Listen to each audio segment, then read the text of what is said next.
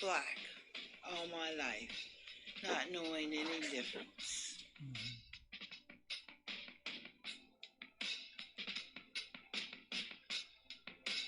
If you look through the pictures of Berta Wagner Bird's life in Newton, Kansas, it's a good one. She was a daughter of railroad porter Ray Wagner and his wife Edwina. Life was good. Okay.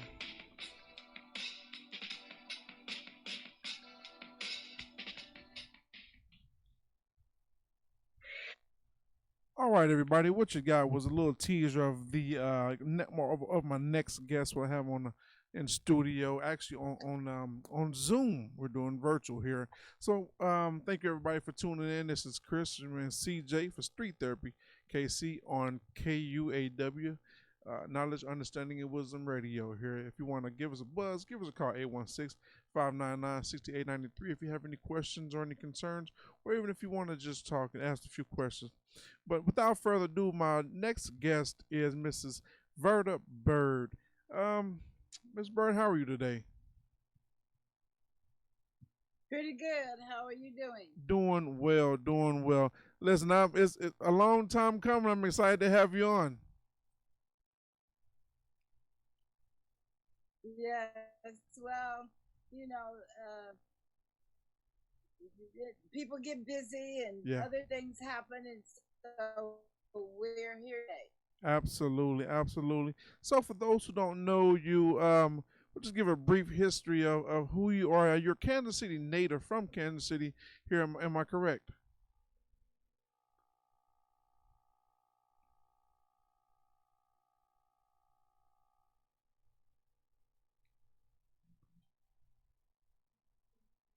Yeah, I think we froze up, Mrs. Bird. Yeah, Real bad. there we go. Yeah, I think our Zoom is kind of going in and out a little bit. Can you? I can hear you now. Okay. Cool. All right. So, like I was saying, for those who may not know who Mrs. Verna Bird is, a little bit about yourself. You're a Kansas City native. Am I right?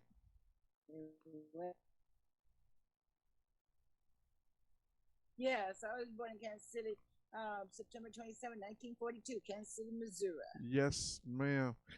And so you have a little bit of an interesting story. Is kind of why I reached out to you, and we'd like to talk a little bit about your story and a little bit about and also your documentary. So today we're talking about you today, and so Okay. you were born.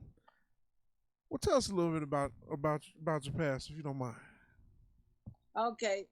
My historical past is that I was born in Kansas City, Missouri, Mm-hmm. uh, and lived there, I think, for about the first 4 years of my life. Mm.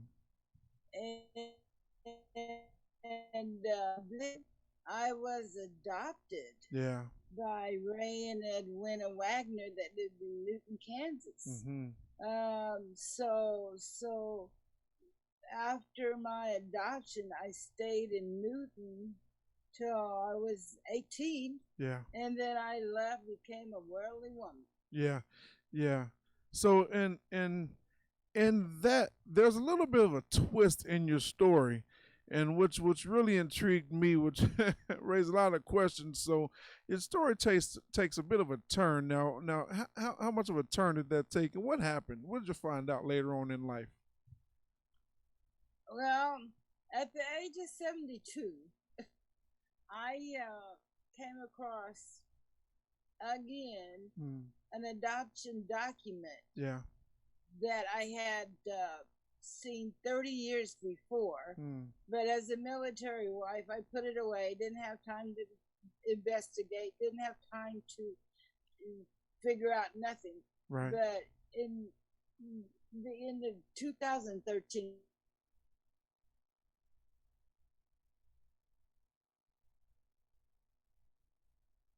Okay.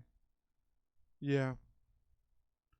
Yeah. We're getting some mixed up signals. I think it's kind of going out, Miss Bird, in and out a little bit.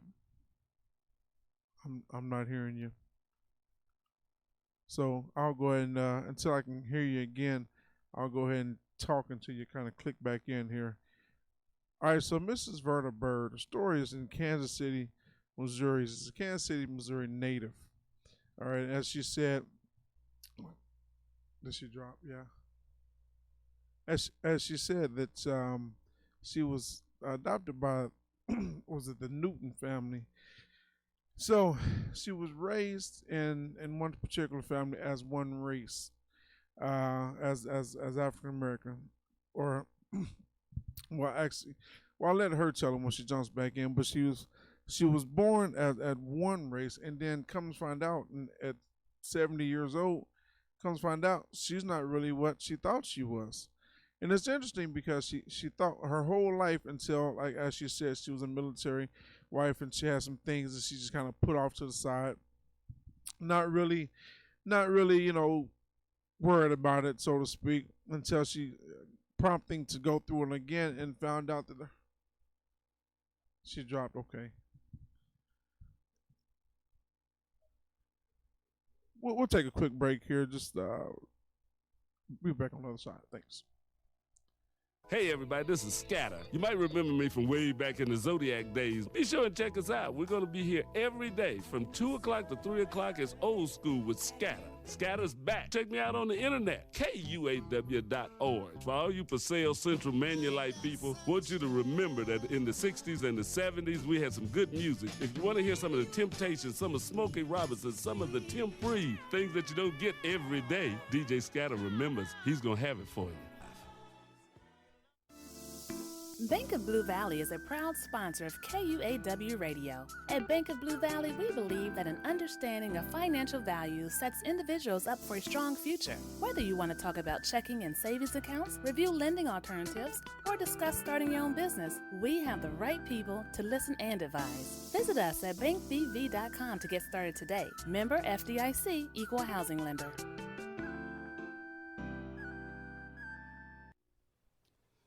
You're listening to 98.5.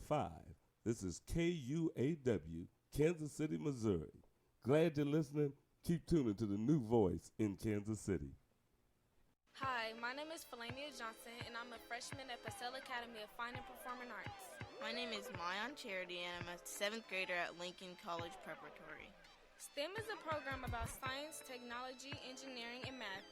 More girls our age should get more involved in the program because there's a shortage of black girls in STEM. All right, Ms. Bird. African American women make up just 2% of engineers. Ms. Roughly Bird. 1/3 of students of color express an interest in STEM. Most black women think that STEM is too challenging. We All are right, well, she sisters called in in on the STEM, line, and and we are we'll encouraging get young black her teens to dial join back in STEM. here.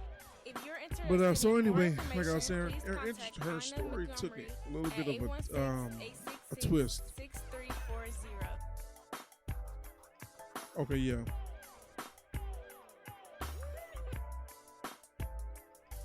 All right. Hey, how you doing, Mrs. Bird? You there? Tycon Company, LLC, specializes in a wide range of construction services, which includes the removal and replacement of concrete curbs, sidewalk, driveway, and paving. They pride themselves in the quality of their service, but more importantly, with the quickness in which they provide those services. Kind of dropped off when you talked about your parents are in Newton, Kansas. Yes. Okay. And that's where I lived. At 5 years old, I lived in Newton, Kansas, and I lived there till I was 18, and I left. Yeah. Okay.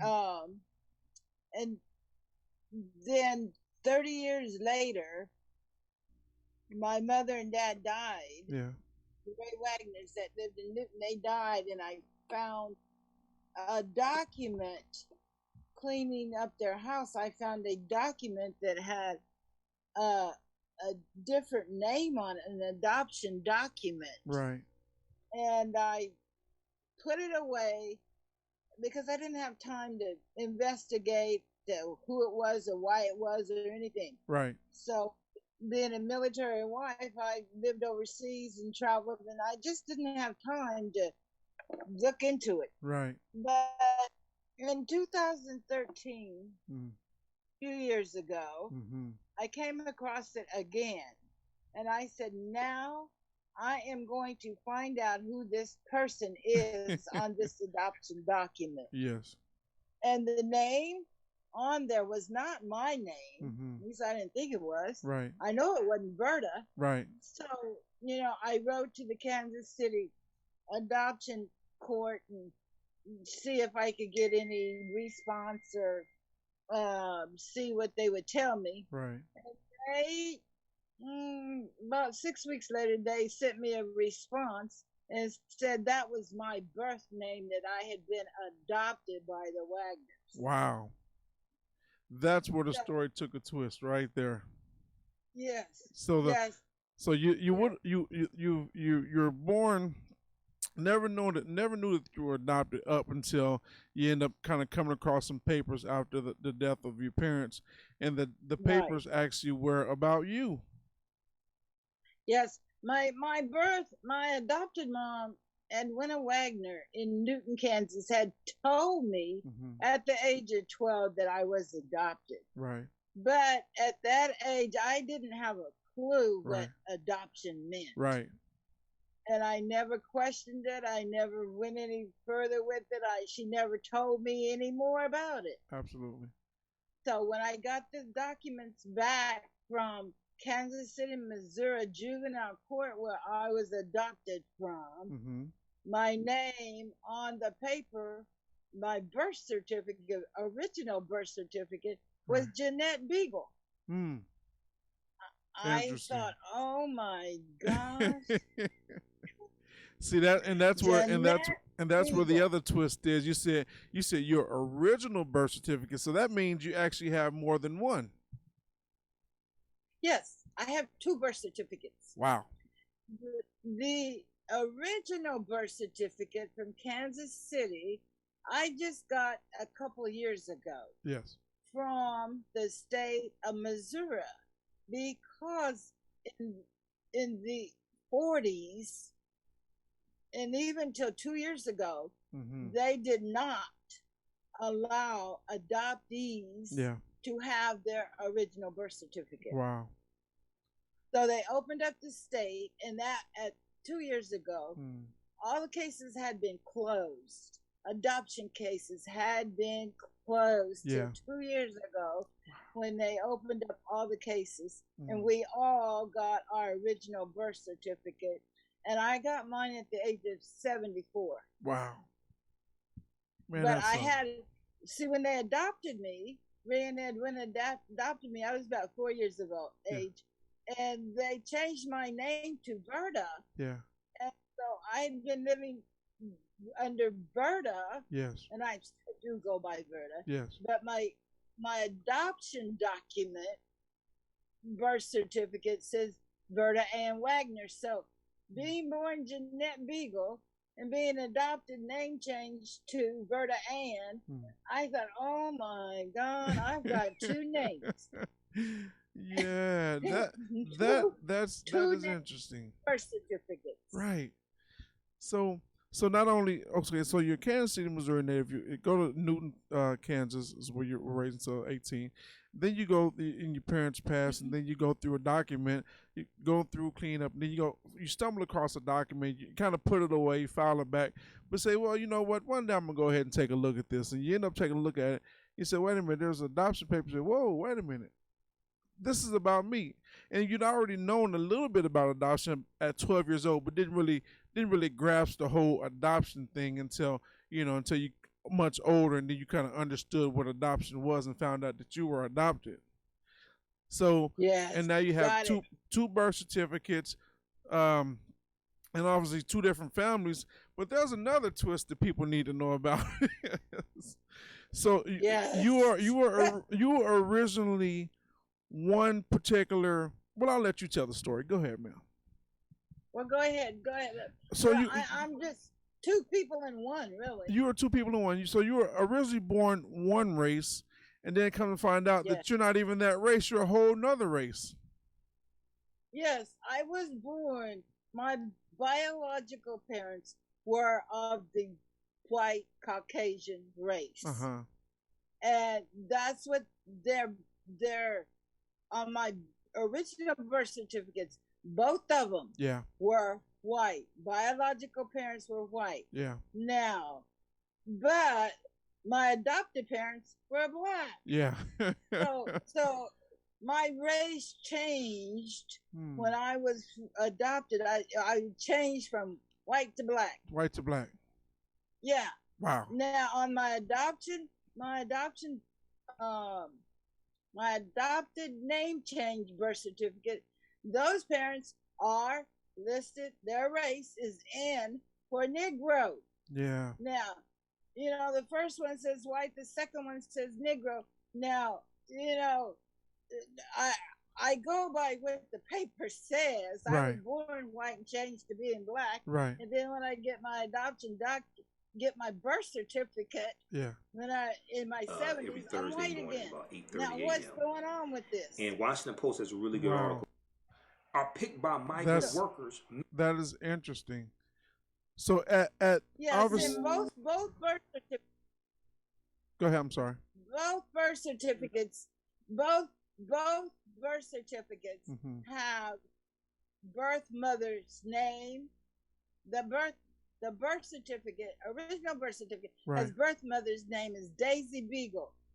The adopted birth certificate, mother's name is Edwina Wagner. Now, how can two women carry the same baby? I don't understand that. Right. Huh. But that was because in the early 40s, the adoption of babies, whether they were black or white, a lot of times didn't happen because they didn't have the rules that they have today on adoption. The early 40s, there were a lot of single mothers, so they call them single mothers then, unwed mothers, and that weren't married. It was after World War II. The guys coming home from the war, and there were a lot of unwed mothers at the time.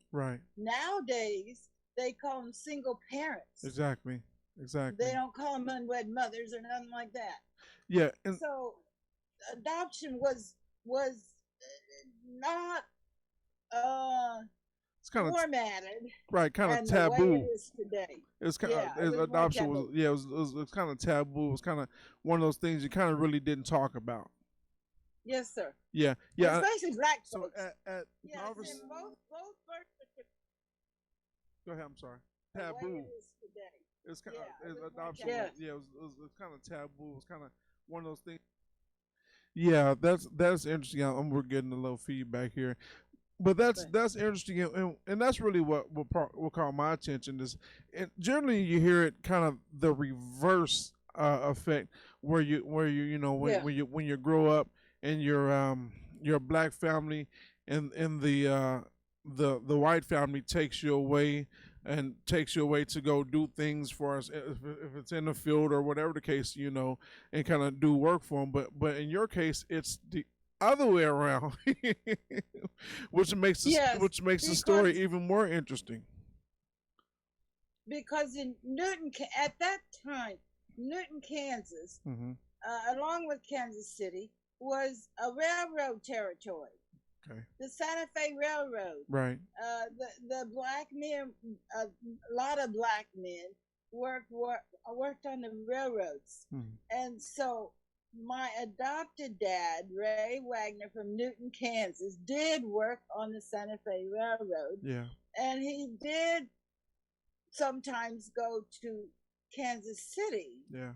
On the trains. Right. And he had a sister there. So that's what they were in Kansas City for to begin with. Right. And they couldn't have a child of their own because of the medical report that I have says that Edwina could not carry children. Yeah. But yet and still on the birth certificate it says she carried me 9 months. Now it's crazy. That's interesting. But and I guess on the medical report. Right, and I guess when you look into it and you scratch a little deeper, I'm just wondering if for medical reasons, did they have it where she carried you because of some fact that that was a way that, you know, right, I can say right after the war that they can get the full benefit, as opposed to saying, well, you know, she didn't really carry you or whatnot, or did she carry you, and then, you know, they end up changing it to the fact that where it fits the situation. So there's a lot of different and I bet the documentary is really good because there's a lot of different twists and turns in your life story. Yes, it is, because you know, the whole thing is based on uh, the laws did not exist for adoption. Yeah. So whether, like you said, mine was just totally opposite. Sure. But because my dad Ray Wagner worked on the Santa Fe Railroad. Right. And that was the basis of me being able to be adopted by them, because of the financial situation was better than my birth parents were. Yeah, absolutely, absolutely. And it gave you, and it actually gave you a chance. Yes. You know, my dad worked on the railroad. He made $250 a month. Wow. Plus tips. Yeah. But that was good money for a black man back then. Yeah. Yeah. Very good money. And that was one of the reasons, like I just said, that they could adopt me for the financial reason. Affably. Absolutely. Now, when that happened, obviously you were young at that moment. Did it affect you in any kind of way? And you as you were coming up, you know, going from, you know, one family predominantly or one white family to a black family, that I'm sure the socioeconomic lifestyle was a little different, and obviously maybe the culture was a little different. Did that affect you in anything, or did you just think that this is life normal? The answer to your question, as far as I'm concerned, it did not affect me personally in any way, because Newton, Kansas is a lot smaller town than Kansas City, Missouri was. Yeah. And in Newton, we were a town, not even a city then. Yeah, right. And so your economics and the dynamics of your life, there was only one high school. Yeah. There were just 2 or 3 grade schools across town. So the going to school, and I did go to a little black church in Newton, though, however. But the school, the one high school, was integrated to begin with. I mean, it was never segregated to begin with. Wow. So Newton, Kansas was coming off of the cowboy days. Yeah. You know, so it wasn't really, I didn't notice any different growing up. In fact, I never noticed anything of segregation in my life at all. That's good. Till I went to Germany. Wow. And as a military wife. Right. Because just the military doesn't ask your race. They want to know what country you come from. Yeah. Yeah, and they want to know if you can perform the job. Yeah. Yeah.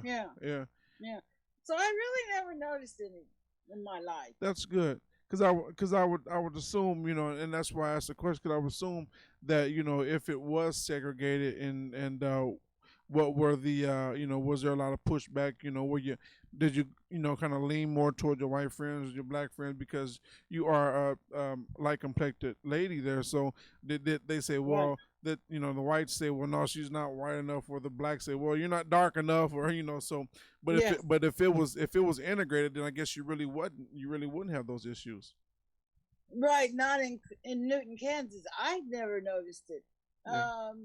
I think the very first time anybody remarked about my race was my husband's brother in Florida. Mm-hmm. And we've been married now for 41 years. My husband's brother, 40 years ago, he said, "Where'd you get that white woman from?" We were there on vacation, and and my husband got real upset with him. Yeah. Man, you don't know what you're talking about. Yeah. You know. Yeah. So I didn't even realize it. Wow. I never had any problem. Yeah, that's good. That's good because I know a lot of times, you know, when people deal with, you know, racism, and then I know a lot of times in the black community, they, you know, we deal with colorism. You know, you got the people that are high yellow, or they got the people that are, you know, real dark complected or whatnot. Then you got people that kind of, you know, in our communities that say, well, you ugly because of this, and you ugly because of that, and you look pretty because of this. And so then there's a whole lot of that depiction going on in our communities. And thank God that you didn't have to go through that, because that right there would have been traumatic in and of itself. Finding out that. You know, I've been asked many times, did I miss the white privileges? I didn't even know what the white privileges were. Wow. You know, are they talking about I didn't have to fight to eat in a restaurant? Are they talking about that I couldn't vote? What were they talking about? I had no clue what they were talking about because it didn't affect me. Yeah. You know, that's funny you say that, because, you know, me growing up from the inner city, you know, we in our city, you know, when we turn on the fire hydrant, you know, that because we want to play in the water, or we go get a basketball goal and nail it to the light pole, whatnot, and things like that. That was normal for us, you know, or play football in the backyard or jump. We didn't have trampolines; we had mattresses, so to jump on the mattresses in the backyard. So that right there was normal for us. But then when you go to another community, you're like, whoa, they got, you know, goals with nets on them, and they got, you know, trampolines. We never had that, but we didn't miss that because we never had it, so it didn't bother us. That is so true. You can't miss anything you never had. Yeah. So from Newton, I went to Denver. I lived there 10 or 15 years, and I never had any problems. Yeah. Anyway, even though I lived in a black world, yes, a black church, black clubs, black, you know, men, black, everything. Right. But it didn't bother me because that was all I knew. Yeah, that's very important, you know, and you know, shame based and things like that. You never experienced that. That is very fortunate. Let's talk a little bit about your documentary. You had a documentary that got a trailer for. Now, is the documentary released already, or is it coming out here soon? Yes, the documentary is released, and if you go on the Oxford Film Festival, Oxford, Mississippi Film Festival, you can see the whole documentary. Okay. It's 30 minutes, and on the documentary, my film director Chris Winfield lives in Jackson, Mississippi himself. Yes. So we went there to start filming my documentary about a year ago. Nice. And he completed it.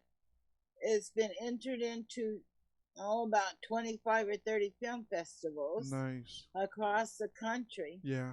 And Oxford Film Festival has just gone virtual. Is that the word? Yeah, virtual. Viral. Virtual, yeah. Right. So it's streaming, I do believe, ever since last Friday and last Friday it started, and then I think they just said it'll go till May 8th. And so virtually you can see it on the Oxford Film Festival. Absolutely. Now the web page. Now the name of your documentary is called 70 Years of Blackness, am I right? Yes, sir. 70 Years of Blackness. That's and I named it that because that was my life. Yeah. I have a book out also called 70 Years of Blackness. I didn't change the name or nothing. And the book, it's on Amazon, 70 Years of Blackness. Okay. It has pictures. It has pictures of me growing up in Newton. Yeah. It has pictures of my birth, mother, and father. Yeah. It has pictures of my adopted mom and dad. Yeah. A big difference, believe me. Yeah. Yeah. Now, in order for your mother to have to give you up for adoption, that had to be hard for her. But she understood. She wanted a better life for you. So that right there played a big factor into raising you. That was commendable, because it's tough. I was number 5 child. Yeah. The fifth child she had at 27, and then she went ahead and had 5 more. But with her financial situation that she had, she knew she could not raise me properly in her financial situation. Right. So she loved me enough to give me a better home, and I probably have had a better life than what I would have had if I hadn't have been adopted. Had you stayed, yeah. So I'm not saying Kansas City, Missouri would have given me a bad life. Sure. But in the situation that I, as a born baby in, right. And the financial circumstances were the issue. That was the issue of her giving me up for adoption. Right. Yeah, she knew that it would have been difficult. It would have been a strain on not only her but also she wanted something better for you, which was, like I said, commendable. So and coming out with the documentary, I'm sure you've heard a lot of different when people come out with stories and bios about themselves and things like that. You get a lot of different comments from both sides. You get a lot of positive and you get a lot of negative. And I know you've been doing some talking around, or some speeches and some panels around your book and also your documentary, right? Yes. The lot of comments first came when when my story went viral about 5 years ago. Right. It went viral, and I did get a lot of comments then. Yeah. Because people couldn't understand me being the saying I'm all white. Right. Well, it doesn't matter whether I was all white or all black. If I'm mixed, I don't really care. Sure. Because I've had a good life. Yeah. And I've had a happy life. That's good. And I cannot really I cannot change. Yeah. And I don't want to change anything. And you shouldn't have to. My birth mother did. Right. I don't care what she did. Yeah. She was trying to survive, as mothers do now. Absolutely. With their children. They do what they have to do. That's right. And absolutely. So whether I'm all black, if I'm mixed, if I'm whatever I am, white or black, I'll be whatever you want me to be. It doesn't matter. Yeah. But I love my birth mother and I love my adopter mama, because they both love me in the way that they taught me to be. Absolutely. As a good woman. Yeah. Yeah. No, that's right. And they, I'm sure that they instilled those values in you as you were raised and as you were coming up to be a good woman and things like that. And a lot of times, character is one thing that you just, you can build character, but oftentimes is character something that you're born with, and I think it's, a lot of times it's different people in different situations that are able to draw out the good in a person's character, but then there are different people that can draw out the negativity in a person's character as well. But I thank God that you had a mom and 2 parents that brought out the best in you, actually. Yes, because if you have guidance from parents that love their children, they give you the best they can. Yeah. Under any circumstances, and that's what I call mother love. motherly love. Absolutely. And mothers can have their children go to prison, jail. They can go have them become rich kings and queens. That's right. But regardless of what their children do, they should always love their children. And that's what I go by. Yeah. Motherly love is the strongest thing in the world. Yeah. Yeah, it is. And that means everything. My a little bit about me, my cousin went into adoption when she was very young. So she stayed there for a few years or whatnot, and my mother actually adopted her back into our family. So and when she adopted her back into our family, it was rough.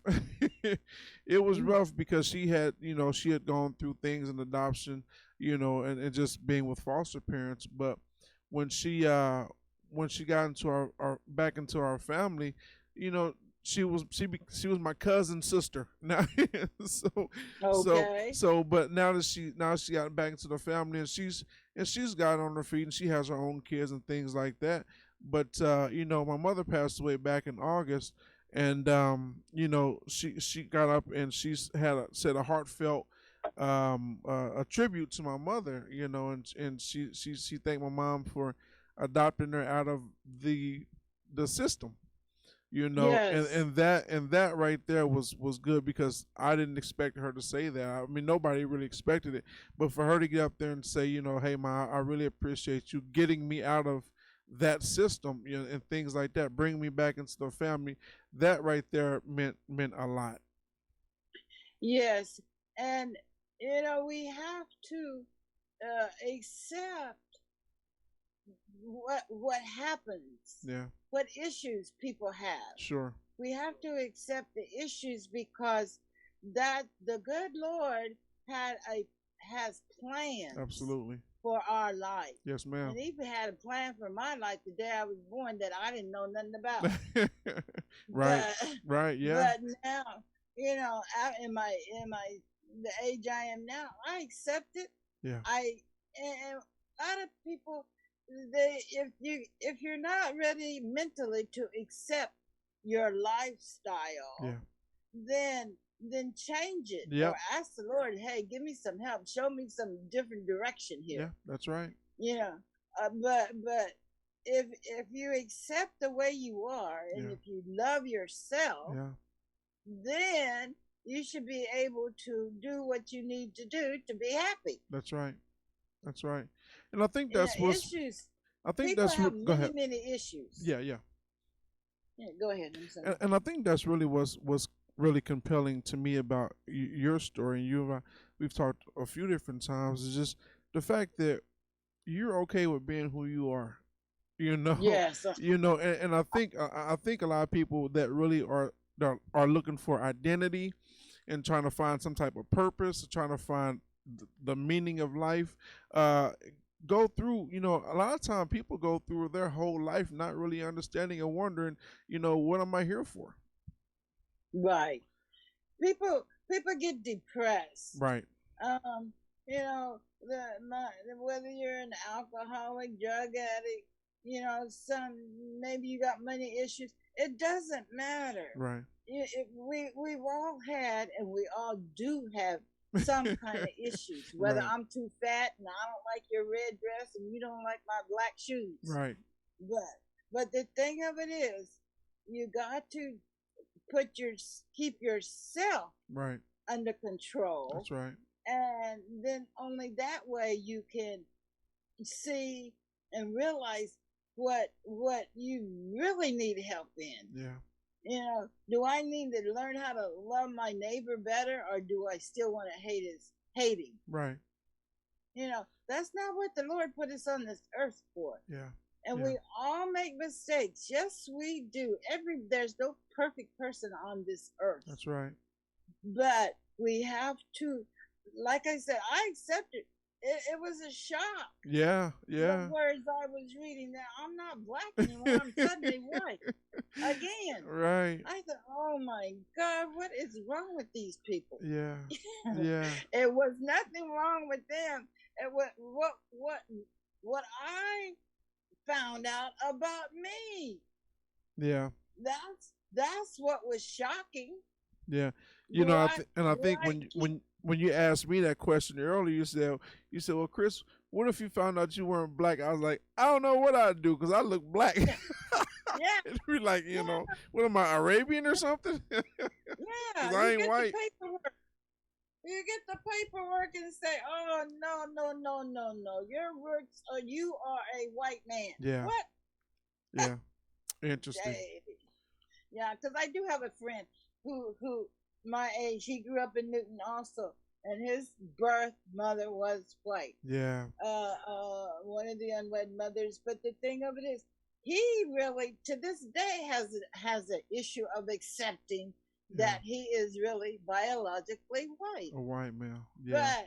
But if he can't accept it, that's his issue. Yeah. It's not mine, because I accept it and go on about my business. Absolutely. It happened, and that's it. Yeah. You know, I think even, you know, and I really can't speak for him, but I think at some point, kind of in the back of your mind, you're thinking, man, yeah, what's wrong with you? Right, you know, this is, you know, genetically, you know, and you said you've had the DNA test prove that, you know, I've had you are. Of them. Because people accuse me when it's sorry for, oh, your DNA, check your DNA. That was all I heard for months. Wow. Well, I did check two different places, Ancestry and something else. 2 of them. Wow. DNA matches Earl and Daisy Beagle. Mm. It matches, and I've got it in paper. You know? Yeah. For the folks who don't believe you. Yeah. So, but they have the issue. I don't. Absolutely. So, once again, how can people reach you and contact you if they want to find out a little bit more about your story or the documentary or things like that? How can people reach out to you if they're, you know, compelled to, even buy your book? The 70 Years of Blackness book is on Amazon. Nice. Okay. They can buy it. I think it's $20 per copy, and it has, like I said, it's got pictures in to go along with the story. 70 Years of Blackness documentary is on Oxford, OXFORD, Oxford Film Festival. Yeah.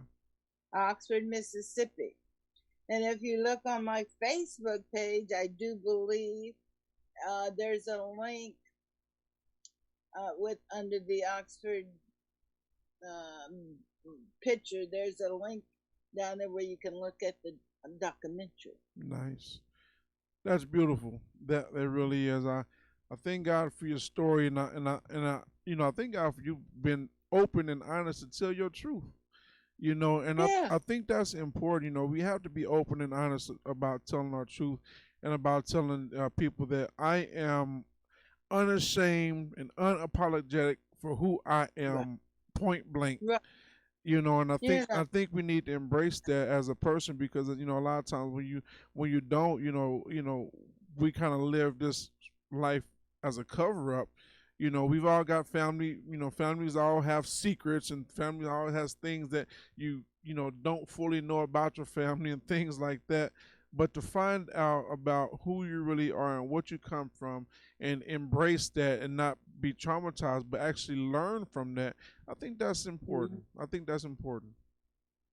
After I got my adoption documents, and it was the Christmas of 2014, I had mentally accepted it. Yeah. My birth mother, Daisy Beagle, I found out through the obituaries, was buried in Dallas, Texas. Okay. And Dallas, Texas is only about 3 hours from where San Antonio. So my husband took me, and I met 2 other sisters. Well, I met some other sisters, but we went to Daisy Beagle's gravesite. Mm-hmm. And I told Daisy Beagle that I hadn't seen her since I was 4 years of age. Yeah. I told her, Merry Christmas, I'm finally home, Mama. Nice, yeah. So, yeah. I believe she heard me because, I don't know, something fell over, I knocked something over or something. Yeah. And so I'm sure she heard me say Merry Christmas to her. Yeah, that's awesome. That's awesome. That's good. I think, like I said, I thank you for telling your story, and we'll put up the I guess the link to how people can reach you and contact you and anything like that or whatnot. So thank you so much, Ms. Verda Bird. I appreciate you, and I appreciate your time, and I'll be looking forward to the documentary. And we got to get you back down here in Kansas City. Yes, anytime, because I was in Kansas City about 3 years ago. Yeah. My husband and I, he's a Shriner and I'm a lady Shriner. We were there for the convention. So about 3 years ago. Yeah. But I need to come. I need to come back to Kansas City. Yeah. And see you. Yeah. Absolutely. Absolutely. Yes, I need to see. I need to see the Call newspaper guy, Eric Weston. Yeah. I need to see. I need to see. Be on TV. There you go. Somewhere. There you go. Yeah. To see me. Yeah. Really, really see me. Yeah. And we need to see you down here. We need to get you on the stage and have a panel discussion, and where people can come. Yes. People can ask nice questions, but informal questions that really want to know, or really, to be honest with you, really want to just kind of check their own DNA, check their own history, check their own check their own family roots. I'm advocating now the adoption. It doesn't matter what child you adopt, but give a child love and a forever home. Yes, ma'am. That's really what I like to see. Yeah, absolutely. Well, thank you so much for your time. And listen, we'll have you on back again, and listen, we'll talk to you then. Okay, thank you. Thank you. Bye. Bye-bye.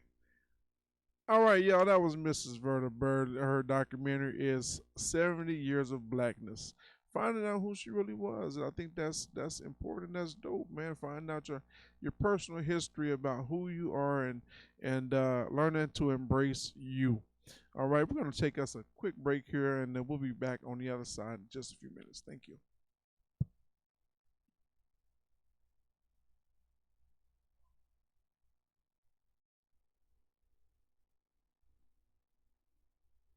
Hey everybody, this is Scatter. You might remember me from way back in the Zodiac days. Be sure and check us out. We're going to be here every day from 2 o'clock to 3 o'clock. It's old school with Scatter. Scatter's back. Check me out on the internet, KUAW.org. For all you Paseo Central Manulite people, want you to remember that in the 60s and the 70s, we had some good music. If you want to hear some of the Temptations, some of Smokey Robinson, some of the Tim Freed, things that you don't get every day, DJ Scatter remembers he's going to have it for you.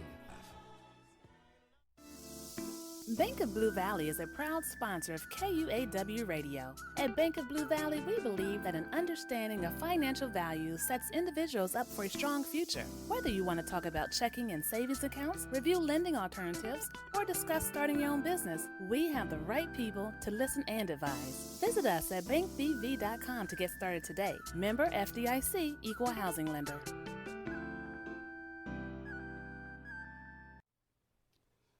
You're listening to 98.5. This is KUAW, Kansas City, Missouri. Glad you're listening. Keep tuning to the new voice in Kansas City. Hi, my name is Felania Johnson, and I'm a freshman at Pacell Academy of Fine and Performing Arts. My name is Mayan Charity, and I'm a 7th grader at Lincoln College Preparatory.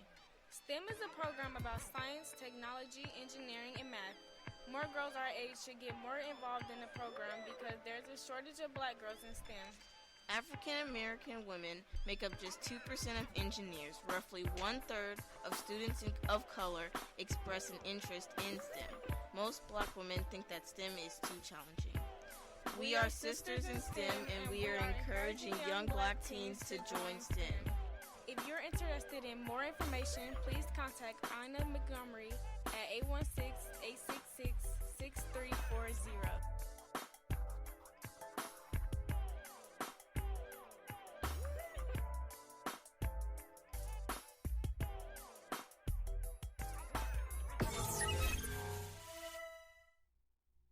Tycon Company, LLC, specializes in a wide range of construction services, which includes the removal and replacement of concrete curbs, sidewalk, driveway, and paving. They pride themselves in the quality of their service, but more importantly, with the quickness in which they provide those services. Their primary goal and objective is to achieve 100%.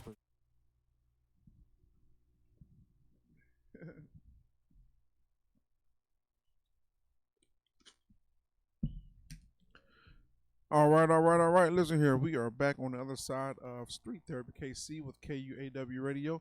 We got a few more minutes into the segment, and I want to bring in a special guest. She's been on the show here before, but I want to go ahead and have her tune in and have her talk about a little bit about what she's got going on. Without further ado, this is the owner and CEO of Margaret's Place, Mrs. Patricia. Hey, how you doing? Man, doing wonderful. You put out a call the other day, and I wanted to give you a few moments to go ahead and let my listening audience find out what it is that you were needing.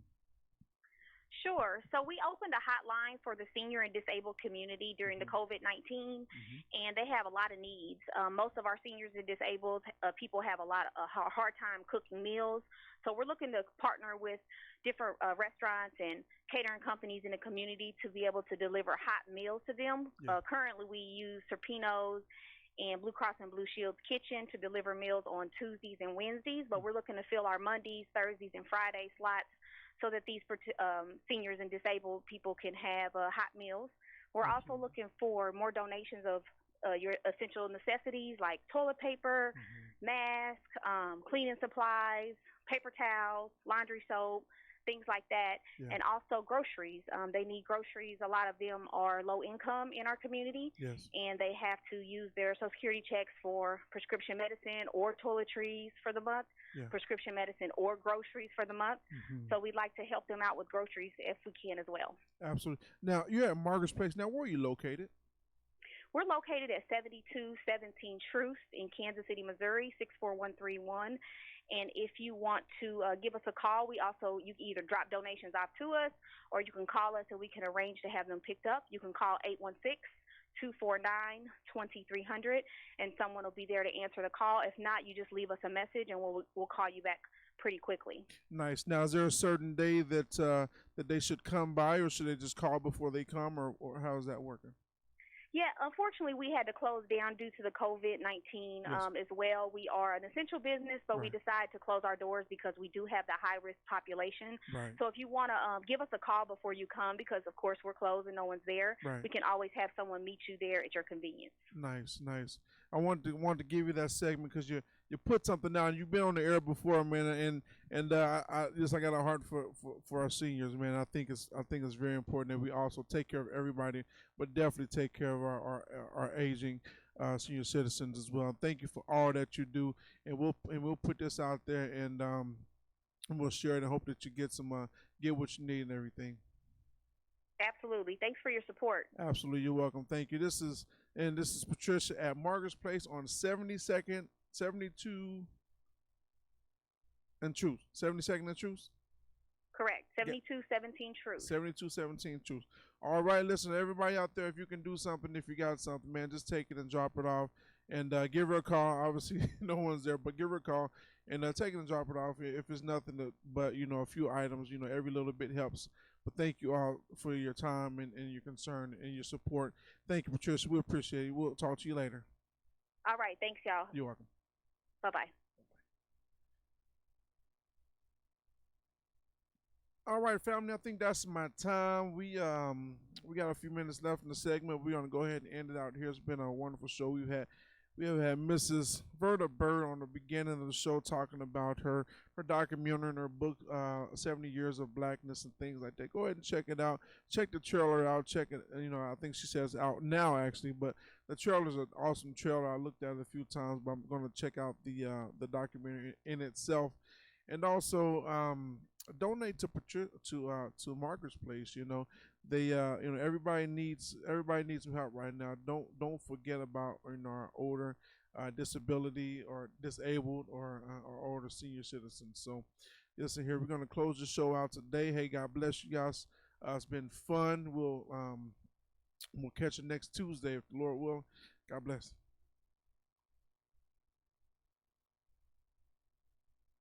Hey everybody, this is Scatter. You might remember me from way back in the Zodiac days. Be sure and check us out. We're going to be here every day from 2 o'clock to 3 o'clock. It's old school with Scatter. Scatter's back. Check me out on the internet, KUAW.org. For all you Paseo Central Manulite people, want you to remember that in the 60s and the 70s, we had some good music. If you want to hear some of the Temptations, some of Smokey Robinson, some of the Tim Free, things that you don't get every day, DJ Scatter remembers he's going to have it for you.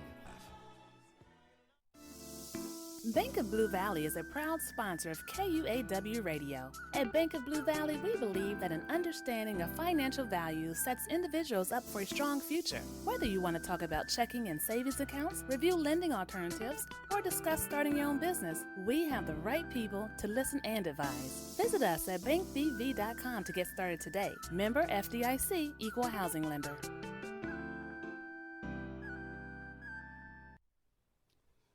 You're listening to 98.5. This is KUAW, Kansas City, Missouri. Glad you're listening. Keep tuning to the new voice in Kansas City. Hi, my name is Felania Johnson, and I'm a freshman at Purcell Academy of Fine and Performing Arts. My name is Mayan Charity, and I'm a 7th grader at Lincoln College Preparatory. STEM is a program about science, technology, engineering, and math. More girls our age should get more involved in the program because there's a shortage of black girls in STEM.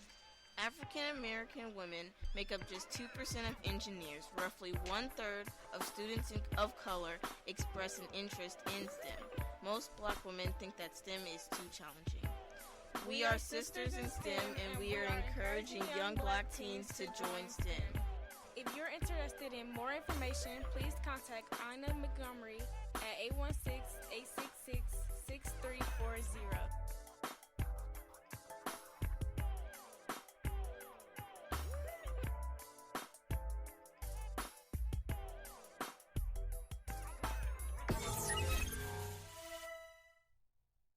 Tycon Company, LLC, specializes in a wide range of construction services, which includes the removal and replacement of concrete curbs, sidewalk, driveway, and paving. They pride themselves in the quality of their service, but more importantly, with the quickness in which they provide those services. Their primary goal and objective is to achieve 100% customer satisfaction, and they won't settle for anything less. Their crews travel within a 100-mile radius of the Kansas City, Missouri metropolitan area, which includes cities on both sides of the Kansas and Missouri state line. Tycon Company, LLC, 4435 Prospect Avenue, Kansas City, Missouri, 64130, 816-921-0473. Tycon Company, LLC, quality with quickness. Proud sponsor of Wake Up KC.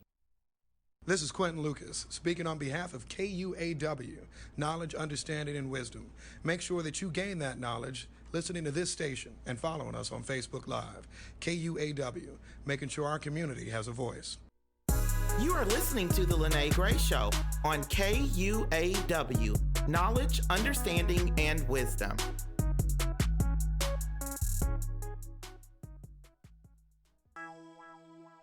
This is your host, Kay Brooklyn, and our wonderful co-host, Dre B. This is the Love Project Radio Show, where it's all love, all the time. We definitely want you to tune in to the Love Project Radio Show every first and third Sunday of the month. And also the show starts at 4 p.m. So please tune in. We discuss different topics from relationships to things that are going on in the world. Again, the Love Project Radio Show at 4 p.m. on every first and third Sunday. We'll make you laugh, we'll make you cry, and most importantly, we'll make you love. What's happening, everybody? Jazz trumpeter Tom Jamaica Funk Brown wishing all of my KUAW fans season's greetings and the warmest Merry Christmas and Happy New Year.